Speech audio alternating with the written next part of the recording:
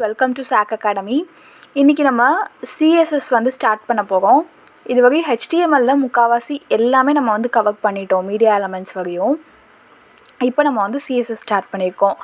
CSS அப்படின்னா first எடுத்தோடனே நம்ம எக்ஸ்டர்னல் CSSக்கு போகாமல் ஃபஸ்ட்டு 3 டைப்ஸ் ஆஃப் CSS இருக்குது. அதை நம்ம அடுத்த கிளாஸில் பார்க்கலாம். அதுக்கு முன்னாடி இப்போ HTMLல நான் கோட் பண்ணிடுவேன். எலமெண்ட்ஸாக நம்ம எல்லாமே டேக்கில் நம்ம பண்ணியிருக்கோம். முன்னாடியே நம்ம பார்த்த மாதிரி தான். ஸோ நம்ம அந்த எலமெண்ட்ஸை நம்ம வச்சு தான் சிஎஸ்எஸில் நம்ம டிசைன் கொடுப்போம், ரைட்டா? ஸோ அந்த எலமெண்ட்ஸை நம்ம எப்படி எந்த மாதிரி நம்ம எடுப்போம், அது பேர் தான் செலக்டார்ஸ் அப்படின்னு சொல்லுவாங்க. செலக்டார்ஸ்லேயே நமக்கு டிஃப்ரெண்ட் டைப்ஸ் இருக்குது. ஸோ கிளாஸ் செலக்டார் இருக்குது, எலமெண்ட் செலக்டார் இருக்குது, ஐடி செலக்டார் இருக்குது, attribute selector, descendant selector, child selector, adjacent sibling selector, general sibling selector, இந்த மாதிரி 8 டைப்ஸ் இருக்குது. ஸோ இதில் ஃபர்ஸ்ட் டைப் என்ன அப்படின்னா element selector.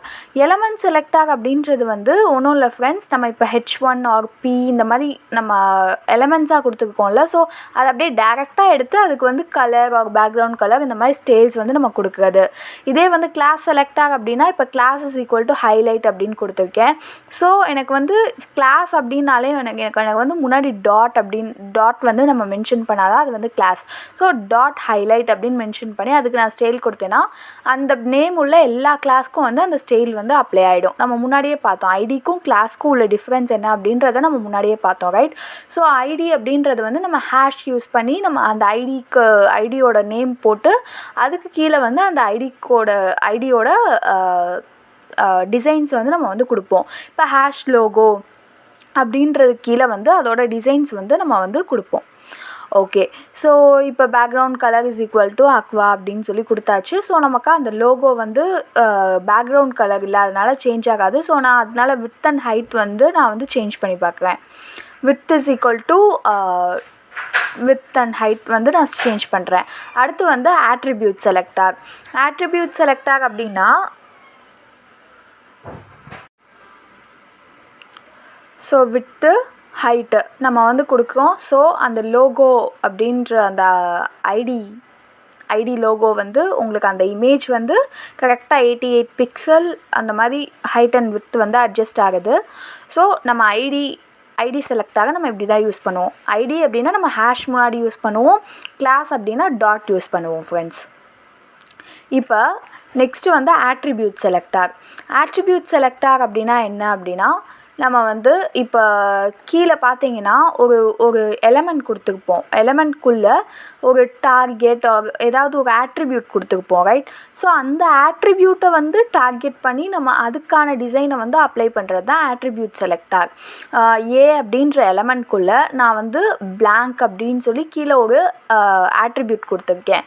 So target is equal to blank அப்படின்னு சொல்லிட்டு. ஸோ அந்த ஆட்ரிபியூட்டுக்கு நான் டிசைன் கொடுக்குறேன். ஸோ அதுக்காக நான் ஆட்ரிபியூட் செலக்டார் நான் யூஸ் பண்ணுறேன்.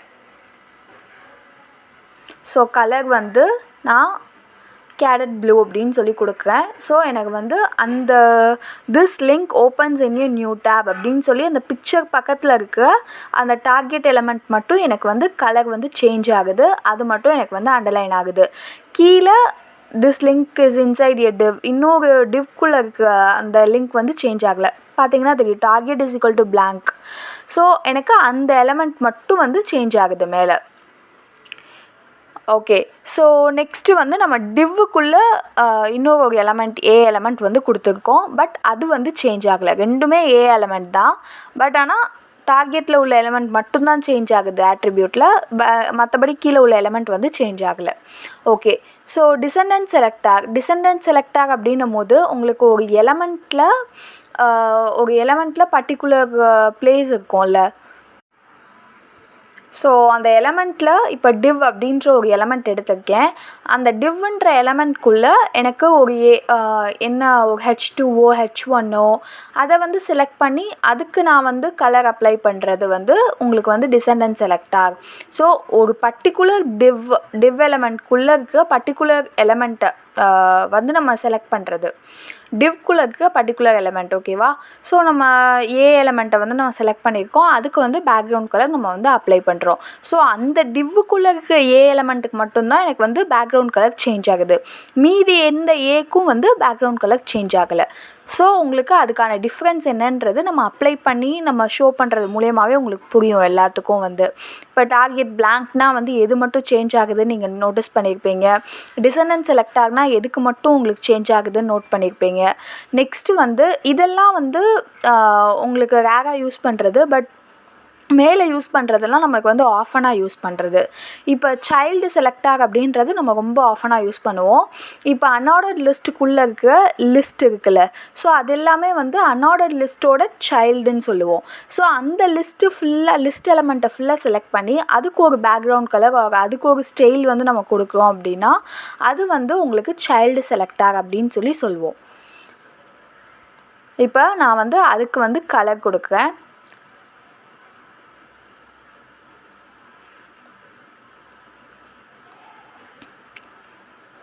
ஓகே ஃப்ரெண்ட்ஸ், ஸோ ப்ரௌனுன்னு கொடுக்குறோம். ஸோ அந்த பர்டிகுலர் இது மட்டும் நமக்கு வந்து சேஞ்ச் ஆகுது, சைல்டு மட்டும் சேஞ்ச் ஆகுது. அன்ஆர்டர்ட் லிஸ்ட்டுக்குள்ளே இருக்கிற லிஸ்ட்டு மட்டும் உங்களுக்கு வந்து சேஞ்ச் ஆகுது. இப்போ நெக்ஸ்ட்டு வந்து உங்களுக்கு H1 எலமெண்ட் கொடுத்துருக்கேன், அதுக்குள்ளே ஒரு ஸ்பேன் கொடுத்துருக்கேன். H1 ப்ளஸ் ஸ்பேன் அப்படின்னு சொல்லி போடுறோம். அட்ஜசன்ட் சிப்லிங் செலக்டார், அதாவது H1 ஃபாலோ பண்ணி வர ஸ்பேன். இப்போ நிறைய H1 நம்ம வந்து யூஸ் பண்ணியிருக்கோம். இப்போ ஒரு 2 இடத்துல நம்ம வந்து H1 யூஸ் பண்ணியிருக்கோம் அப்படின்னா H1 ஃபாலோ பண்ணி வர ஸ்பேனை மட்டும்தான் வந்து அதை சேஞ்ச் பண்ணும். ஸோ அதுதான் வந்து அட்ஜசன்ட் சிப்லிங் செலக்டார். அதே மாதிரி ஜென்ரல் சிப்லிங் செலக்டாகும் இது சேம் தான். அது வந்து H2ல் உள்ள பேராகிராஃப் எலமெண்ட்டை இப்போ நம்ம சேஞ்ச் பண்ணோம் அப்படின்னு வச்சுக்கிட்டோம் அப்படின்னா, ஸோ நம்ம கீழே பார்க்குறோம்ல H2 அப்படின்றது அதை ஃபாலோ பண்ணி வர பேராகிராஃப் எலமெண்ட்டை தான் வந்து சேஞ்ச் பண்ணுமே தவிர மீதி உள்ள பேராகிராஃப் எலமெண்ட் எதையுமே அஃபெக்ட் பண்ணாது. கிளாஸு, ஐடி அண்ட் சைல்டு இதெல்லாம் வந்து ரொம்ப ஆஃபனாக நம்ம வந்து யூஸ் பண்ணுறது. ஸோ இந்த பேசிக்ஸ் எல்லாம் உங்களுக்கு நல்லா புரிஞ்சுக்கும்னு நினைக்கிறேன். நீங்களும் வீட்டில் ட்ரை பண்ணி பாருங்கள் ஃப்ரெண்ட்ஸ். இந்த வீடியோ உங்களுக்கு யூஸ்ஃபுல்லாக இருந்தது அப்படின்னா கண்டிப்பாக லைக் பண்ணுங்கள், ஷேர் பண்ணுங்கள், சப்ஸ்கிரைப் பண்ணுங்கள். Thank you friends.